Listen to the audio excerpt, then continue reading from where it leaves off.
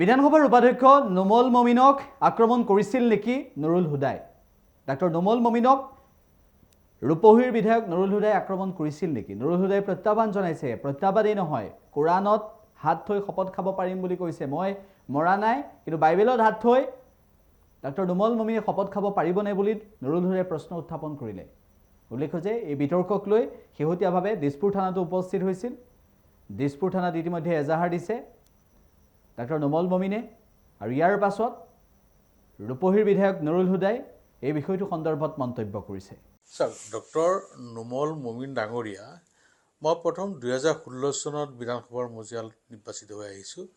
আৰু সেই সময়তে ডক্টৰ নোমল ডাঙৰীয়াক মই পাইছোঁ তেওঁ এজন সুচিকিৎসক চিকিৎসা বিজ্ঞানৰ ছাত্ৰ প্ৰফেচৰো আছিলে মই জানো তেওঁ এজন খুব ভদ্ৰ অমায়িক শান্ত সৎ যোৱা 21তো তেওঁ পুনৰ নিৰ্বাচিত হৈ আহিলে ময়ো নিৰ্বাচিত আহিলোঁ তেওঁ উপাধ্যক্ষ হিচাপে নিৰ্বাচিত হ'ল মই তেওঁক যথেষ্ট শ্ৰদ্ধা ভক্তি কৰোঁ মোৰ মনত কোনো ধৰণৰ ভিনপৰ নাই মই তেখেতক ভালকৈ জানো তেওঁ মোক জানে আৰু আজি গণতান্ত্ৰিকভাৱে আমি এটা প্ৰতিবাদহে কৰিছিলোঁ মই থিয় হৈ আছিলোঁ মোৰ হাতত এটা প্লে কাৰ্ড আছিলে তাত লিখা আছিলে যে বিধানসভাৰ পবিত্ৰ সদনৰ মৰ্যাদা ৰক্ষা কৰক এই কথাখিনি মোৰ লিখা আছিলে মই প্লে কাৰ্ডটো ধৰি লৈ থিয় হৈ আছিলোঁ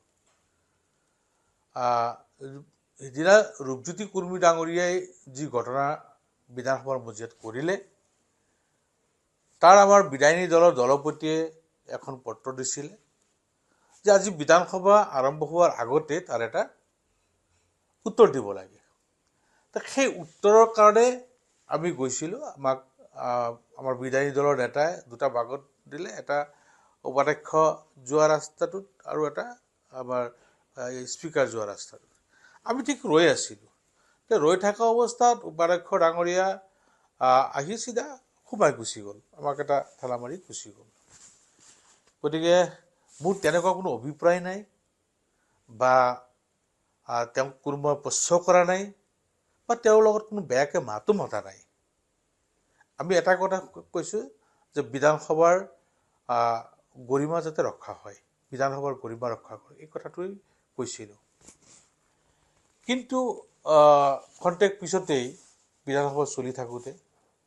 হঠাৎ তেওঁ হস্পিটেললৈ যোৱা বুলি ক'লে কিন্তু আমি যেতিয়া বহিছোঁ তেওঁ তাত বহি আছে তেওঁৰ ওচৰতেই মই বহোঁ বেছি দূৰত নহয় আগৰ পৰাই বহি আছোঁ গতিকে এটা ভাতৃত্ব প্ৰেমৰ সম্পৰ্ক তেওঁৰ লগত আছে কিন্তু আজি এনেকুৱা কথা তেওঁ যে ক'ব পাৰিলে মই অলপ তবত মানিছোঁ ৰাজনীতিত আজি আছোঁ কালি নাই আজি মই বিধায়ক আছোঁ কালি হয়তো নাথাকিব পাৰোঁ তেওঁ আজি উপাধ্যক্ষ আছে কালি হয়তো নাথাকিব পাৰে কিন্তু সম্পৰ্কটো নাইকিয়া হৈ নাযায় গতিকে আমি গণতান্ত্ৰিক পদ্ধতিৰে ৰাইজে আমাক নিৰ্বাচিত কৰি পঠাইছে আইনসভালৈ আৰু মই ভালকৈ জানো মই গাঁও পঞ্চায়তৰ সভাপতি জিলা পৰিষদৰ উপসভাপতি জিলা পৰিষদৰ সভাপতি তাৰপিছত মই বিধানসভাৰ মজিয়ালৈ আহিছোঁ গতিকে ৰাইজে আমাক আইনসভাত পঠাইছে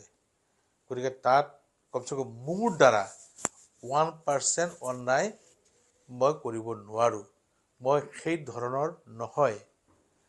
গতিকে আজি মোৰ দুখ লাগিছে যে মোৰ অতি ভক্তি শ্ৰদ্ধা কৰা নোমল মমিন ডাঙৰীয়া কাৰ প্ৰৰোচনাত পৰি আজি মোৰ নামটো লৈছে মই সেইটো তবত মানিছোঁ তেওঁ কেছ কৰিছে ফুটেজ আছে আৰু মই জানো যে মই 100% মই বিশ্বাসী যে মই কোনো পাপ কৰা নাই তেওঁৰ গাত হাত দিয়া নাই গতিকে এটা অপযশ মোৰ ওপৰত জাপি দিয়া হৈছে গতিকে সৃষ্টিকৰ্তা আছে তেওঁ দেখা পাব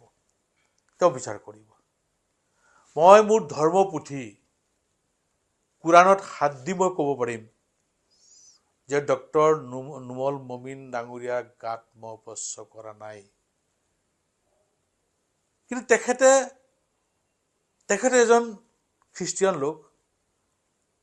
তেওঁ খ্ৰীষ্ট ধৰ্ম পালন কৰে, তেওঁৰ এটা ধৰ্মপুথি আছে বাইবেল, তেওঁ সেই বাইবেলত হাত দি ক'ব পাৰিব নেকি মই তেওঁক স্পৰ্শ কৰিছোঁ? নিশ্চয় নোৱাৰে। তেওঁৰ সেই মানসিকতা নকয় কেতিয়াও। মই জানো তেওঁ এজন ভদ্ৰ, শান্ত, সৃষ্ট, সৎ স্বভাৱৰ ব্যক্তি। গতিকে কাৰ প্ৰৰোচনা যদি কৰিলে মই তবত মানিছোঁ, আশা কৰিম যাতে ৰাজনৈতিক স্বাৰ্থৰ বাবে, ৰাজনৈতিকভাৱে কাৰোবাক নিষেধ কৰাৰ বাবে যাতে ষড়যন্ত্ৰ ৰচনা কৰা নহয়। কাৰণ আমি প্ৰত্যেকে মানুহ হিচাপে আমি জীয়াই থাকিব লাগিব, আৰু সেই মানুহ হিচাপে জীয়াই থকাৰ কাৰণে আমি সকলোৱে ভাতৃত্ব ভাৱেৰে আমি আগবাঢ়ি যাব লাগিব। আজি আমাৰ যিটো প্ৰতিবাদ আছিলে সম্পূৰ্ণ গণতান্ত্ৰিক পদ্ধতিত আমি প্ৰতিবাদটো কৰিছিলোঁ। তাত কোনো আক্ৰোশমূলক ভাৱ নাছিলে, তাত কোনো হিংসাপৰায়ণ মনোভাৱ লৈ কৰা হোৱা নাছিলে। মাত্ৰ সদনৰ গৰিমা ৰক্ষা কৰাৰ কাৰণেহে আমি এই প্ৰতিবাদটো কৰিছিলোঁ। যিকোনো খবৰৰ বাবে যোগাযোগ কৰক 7099017330 লগতে 7099017110 নম্বৰত।